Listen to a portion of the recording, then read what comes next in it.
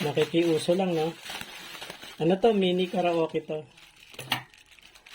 Kung yun nakikita nyo sa TikTok.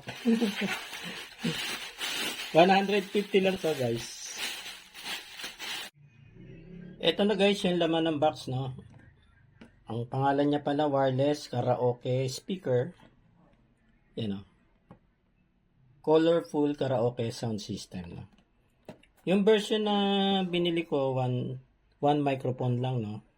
Merong version na dalawa yung microphone, eh. Pero mas mahal ng konti. 200 yata yun, 200 pesos. Ito na yung unit.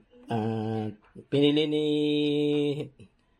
Mrs. yung yung kulay pink, no? Tapos meron siyang hawakan dito, ano? Nag-provide din ng charging cable type C, no? Type C na siya, or universal, no? Dito nilalagay yan sa likod pag nagcha-charge ng battery. Dito sa type C port din ng power port, no? Tapos manual, nandito lahat yung need to know, yung functions ng mga buttons, no? Okay. So ngayon, ano ko muna, no? Charge ko muna yung battery niya bago ako magte-test. Charge pala ng battery ganito, no? Ito yung charging cable. Yan. Yung USB type C, dito nilalagay sa power port, no? Ito naman, ito yung nakalagay sa charger, no? Then yung charger nakasaksak sa 220. 5 volts charger. Then pagka ano naman, etong microphone dito naman sa ilalim, ano? Yan, dito ang pasok niyan. Yan, tapos ito sa charger. Yan, looks good, no? Ganda. So yun, guys, no? After 2 hours, natapos na yung aking charging, no? So habang nagcha-charge pala ako, pinag-aaralan ko yung functions ng buttons dito sa manual, no? Operation manual. Dito na lang ako mag-start sa likod, no? Sa unit, sa speaker, no? Speaker section, no? Ito pala yung yung charging port, no? Type C. Ito yung source ng sound, pwede USB or TF card, no? Ito naman sa itaas. Then ito auxiliary, kung pwede nyong gamitin sa to, no? Pwede nyong gamitin papunta ng laptop or sa cellphone, pwede nyong gamitin yan, or sa computer. Ayan. Tapos dito sa top, ito dito sa kaliwa bandang itaas nakalagay negative, no? Negative sign, no? Pagka short press, iano nyo yun, yung babalikan nyo yung music, no? Yung selection, pabalik kayo, reverse. Pagka long press naman, ihinaan nyo yung volume, no?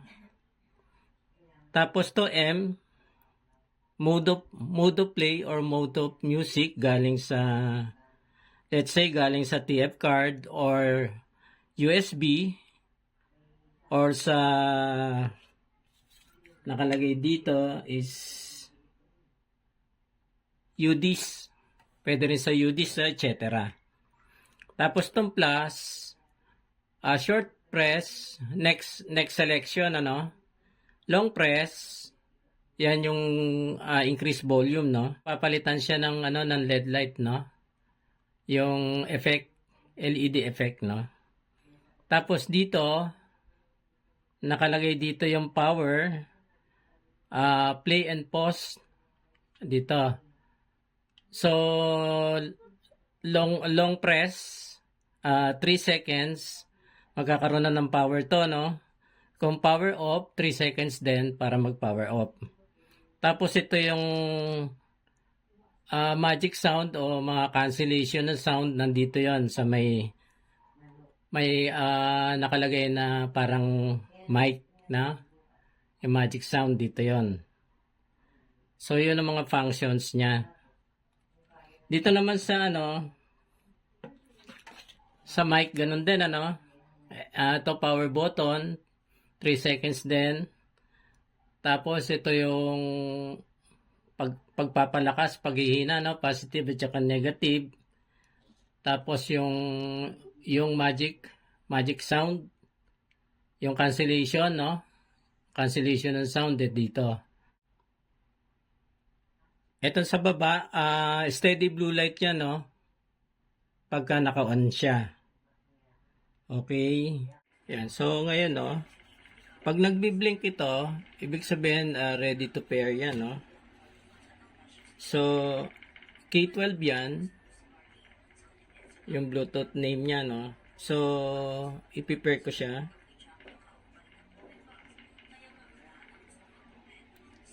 Ayan, ready. Allow, pair, yan.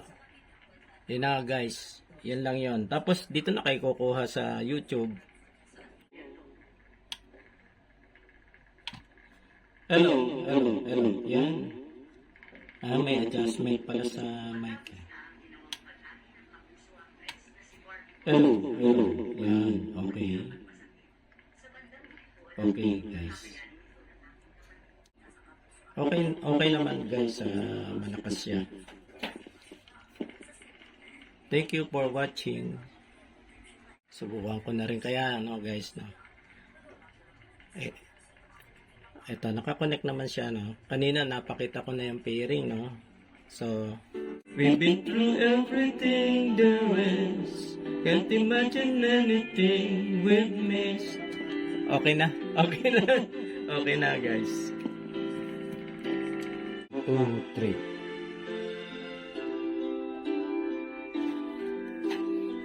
Hello.